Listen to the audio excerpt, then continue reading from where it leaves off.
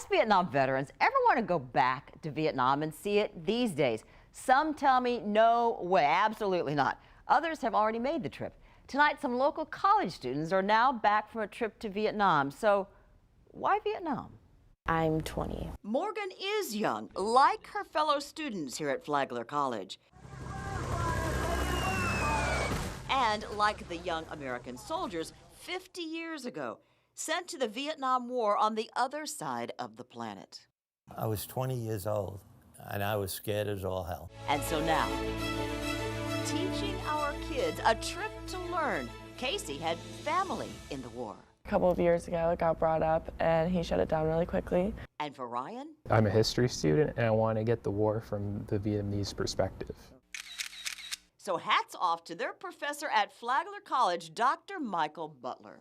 That demonstrated that in Vietnam, the victor gets to tell the history. Dr. Butler is talking about what they saw inside the Hanoi Hilton, the infamous prison where our POWs were tortured. I was very surprised at the propaganda. The students saw photos posted inside now, supposedly showing our POWs enjoying volleyball And card games, and they were able to celebrate Christmas. They had a Christmas tree and a Christmas dinner. I told the students that many of the photographs that we saw were coerced, that our servicemen were tortured before the cameras came in, and then often tortured afterward for not being grateful enough in those photographs. But a totally different experience meeting this man, Mr. Loy, one of fewer than 10 survivors still living from the My Lai massacre.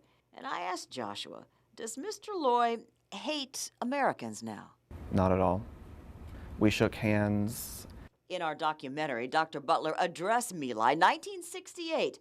American soldiers slaughtered some 500 Vietnamese, mostly women and children, and it unfairly branded many of our veterans as baby killers. Not all veterans were baby killers, period. But the horrible images ignited anti-war protests. For Joshua, Mr. Lloyd described what happened to his loved ones.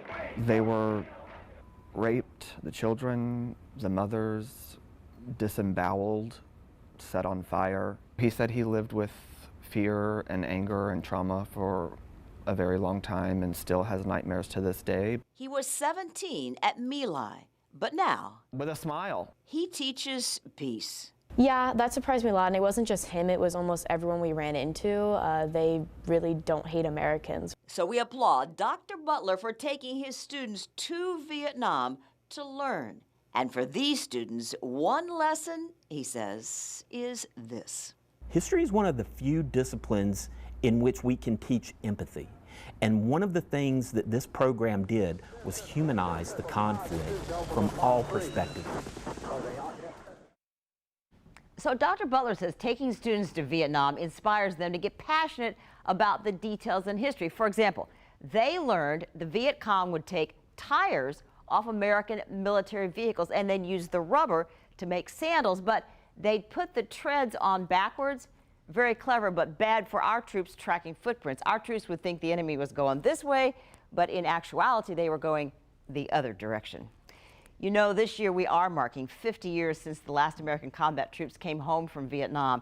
We have 61,000 Vietnam veterans still living on our first coast. And you can watch our documentary, Voices of Bravery, honoring the veterans of Vietnam. It is streaming now on Roku and Fire TV.